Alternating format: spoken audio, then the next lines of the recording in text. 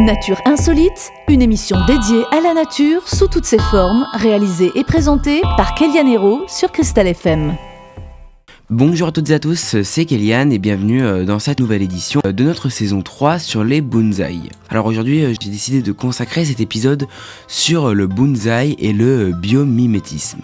Pas de panique, je vais me charger de tout vous expliquer en détail, alors restez jusqu'à la fin de l'édition pour en connaître davantage sur le monde du bonsaï. Tout d'abord, le biomimétisme, de quoi s'agit-il ? Le biomimétisme est une science qui consiste à s'inspirer d'un élément présent et appartenant à la nature qui sera ensuite utilisé comme une source d'inspiration par l'être humain pour créer ensuite un objet, une innovation, etc.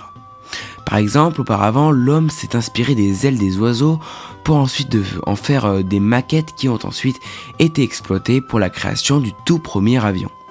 Il s'agit d'un exemple 100% réel et c'est ça le cœur du biomimétisme.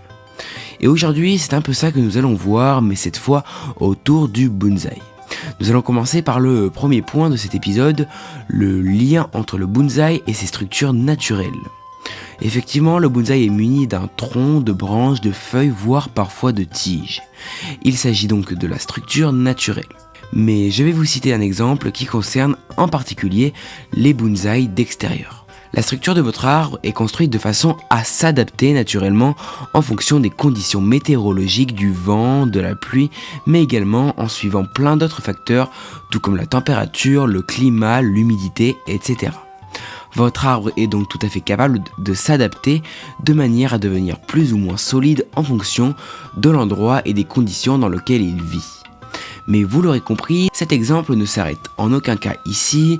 Par exemple, dans la nature, on retrouve des arbres presque en équilibre sur des bouts de falaise, d'autres sur des sols instables et dégradés. Nous pouvons reproduire exactement la même chose avec un bonsaï en lui créant un environnement presque aussi réaliste que nous en croisons au quotidien. Nous pouvons placer des morceaux de cailloux, de roches, des endroits surélevés afin d'imiter un maximum la nature. Cet exemple est aussi une forme de biomimétisme dans le monde du bonsaï car ce dernier va s'adapter tout comme un vrai et grand arbre dans la nature. Alors maintenant que nous avons vu comment les bonsaïs s'adaptent à leur environnement, passons à leur forme unique influencée par la nature. Je ne sais pas si vous avez eu l'occasion de le remarquer, mais dans la nature, les arbres sont tous distinguables par leur forme, leur grandeur, largeur, hauteur, etc. Car en réalité, lorsqu'un arbre pousse, il n'est jamais comme un autre, il possède forcément quelques différences, même s'il s'agit de petits détails. Comme j'ai pu vous l'indiquer juste avant, plus tôt dans l'épisode, un arbre s'adapte et prend ses formes et caractéristiques visuelles en fonction du lieu où il est placé, du climat local et des intempéries. Par exemple, si votre arbre est situé en montagne et subit régulièrement des tempêtes et avalanches de neige, il va forcément prendre forme et montrer en quelque sorte via ses facteurs visuels ce qu'il a subi. Autre exemple, si votre arbre est situé dans la savane et qu'il est principalement la source d'alimentation, certains animaux comme les girafes par exemple, nous pourrons constater en l'observant qu'il lui manque pas mal de feuillage à certains niveaux. C'est une forme de biomimétisme qui peut tout à fait être reconstruite autour d'un bonsaï. Je vais juste après vous citer une petite idée pour votre futur bonsaï, mais juste avant, voici quelques facteurs environnementaux qui donnent les principales formes à un arbre. Exemple numéro 1, le vent. C'est lui qui donne en général les formes courbées à un arbre. Puis on retrouve la pluie, c'est elle qui offre le style cascade à un arbre. Et enfin, dernier petit exemple, les animaux, c'est eux qui éliminent en grande quantité le branchage et feuillage d'un arbre. Bien sûr, un exemple qui peut varier selon les animaux et espèces en question. Juste avant d'en terminer sur cette édition, comme promis, une petite idée que vous pourrez prendre en compte pour la création de votre futur bonsaï. Lors de la conception de votre mini-arbre, vous pourrez éventuellement utiliser du fil de ligature, soit en cuivre, soit en aluminium, afin de donner à certaines branches un effet cassé en les dirigeant vers le bas.